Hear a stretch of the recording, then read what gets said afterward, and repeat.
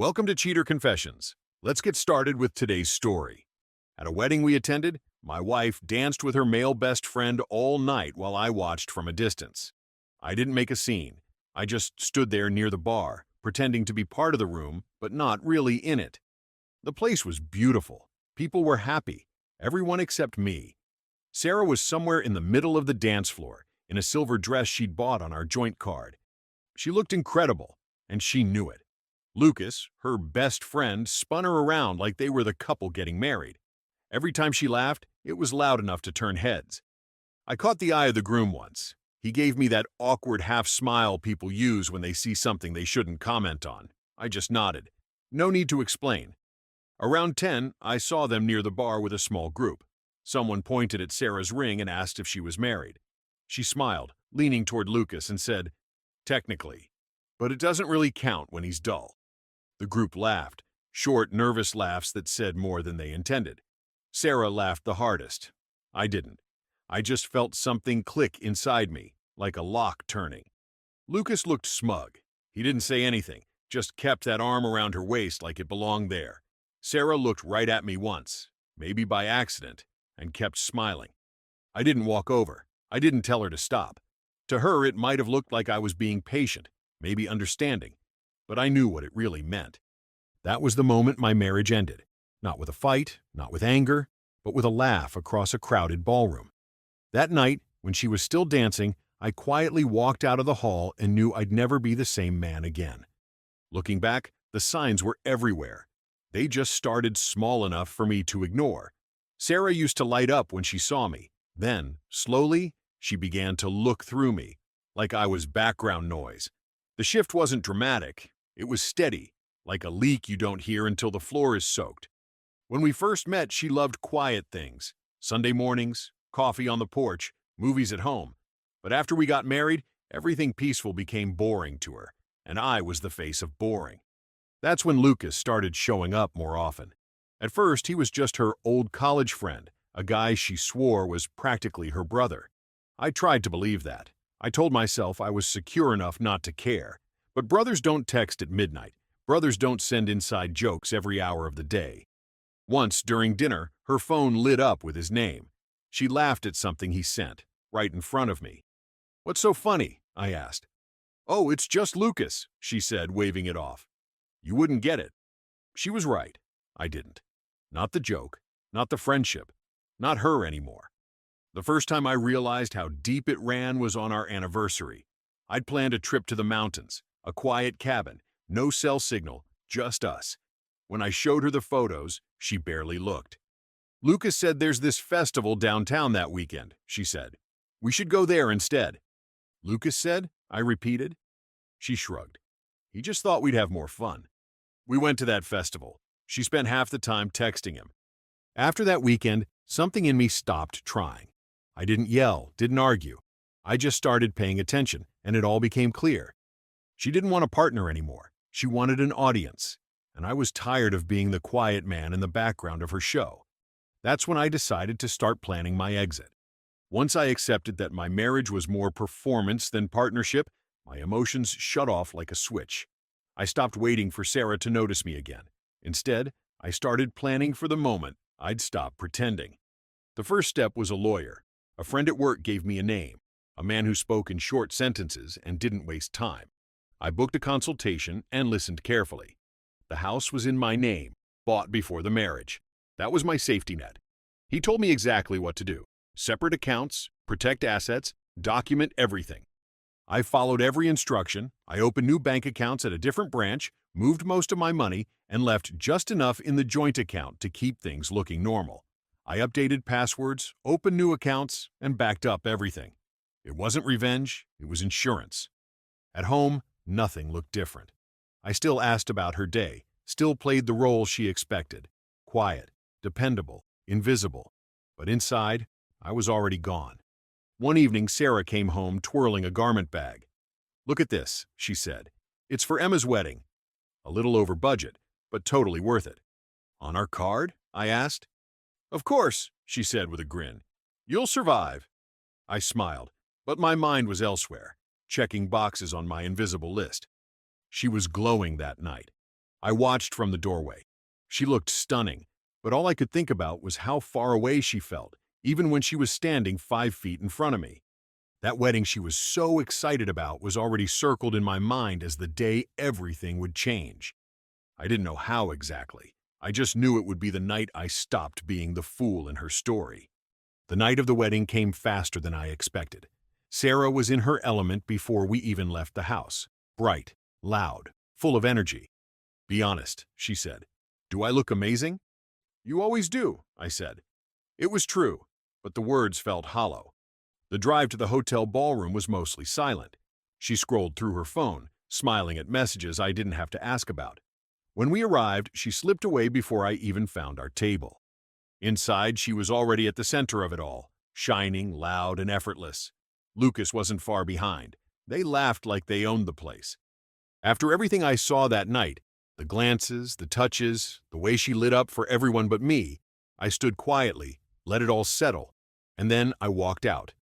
In the parking lot, I unlocked the car and sat there for a long moment, hands still on the wheel, not quite ready to move. The drive home was silent. I wasn't angry. I was finished. Sarah was still at the hotel. I knew she would be. She loved attention too much to leave early, and Lucas wasn't the type to let her. That was the night she laughed, and that was the night I stopped pretending to be her husband. Sarah called the next morning. "Stanley? Where are you?" "I'm home," I said. "What? Why?" "I think you know." The silence on her end lasted a full 10 seconds before she tried to laugh it off. "Oh, come on. You're not still upset about that joke, are you? Everyone was just playing around." I didn't reply. I hung up. An hour later, I saw her through the security cameras, standing at the front porch with Lucas behind her, both of them looking annoyed. She jabbed at the doorbell like she was trying to wake the house. "Stanley, open up." I pressed the intercom button. "Morning, Sarah." She stepped back, startled by the calm in my voice. "My key's not working," she said. "I know," I answered. "What do you mean you know?" "Fix it." I changed the codes. "Your access is gone." Lucas moved closer to the camera, his voice low and aggressive. "Man, this is insane. Just talk to her." "I am," I said. "But from here." Sarah's voice broke. "Stanley, stop. You're overreacting. It was a joke. You can't just lock me out of my own house." "It's not your house," I said. "It never was." She started crying then, saying I was cruel, that people would think I'd lost my mind. Lucas put his hand on her shoulder like he was starring in a movie. "You wanted excitement," I said. "Now you've got it. Your things are packed in the garage. Movers come at 9. You'll get the storage address later." "Please, just talk to me inside," she said, wiping her face. "No," I said. "You told everyone our marriage doesn't count. So let's stop pretending it does." I turned off the intercom. Through the window, I saw them stand there for a minute, confused, embarrassed. Then they left. That was the last time Sarah stood on that porch as my wife. For a few days, it was quiet. Then the noise started. Mutual friends called to check on me. Some were cautious, others curious. Sarah had already started spreading her story, that I'd gone paranoid, that I'd humiliated her at the wedding for no reason, that I was controlling. According to her version, I'd lost my temper and thrown her out in a fit of jealousy. I didn't correct anyone. I didn't argue. I just listened. It's easier to win when the other side doesn't know you're playing. By the third day, her mother left a long voicemail about how disappointed she was in me. Her voice cracked near the end. She said Sarah was heartbroken. I saved the message, but didn't reply. That night, I decided it was time to make the truth permanent. I remembered the wedding had cameras everywhere, phones, live streams, even a photo booth that recorded short clips. I reached out to one of the videographers, a college kid named Daniel who'd helped film the event. "Hey Daniel," I said, "I'm collecting some footage for the couple's memory reel. Think you can share what you've got?" He sent me a private folder link within the hour. It took me 15 minutes to find what I needed, a 10-second clip of the bar scene. Sarah, smiling, drink in hand, saying, "It doesn't really count when he's dull." Crystal clear. Laughter all around. That was all the proof I needed. The next morning I sent one message. No explanations, no captions. Just the video clip. The recipients. The bride and groom, Sarah's parents, and Lucas's girlfriend, Helena. The text read, "This is what ended it. Then I turned off my phone and sat by the window. No shouting, no social media, just the truth. Simple, clean, and undeniable. By the time I checked my phone that afternoon, everything had started to unravel. Not for me, but for them.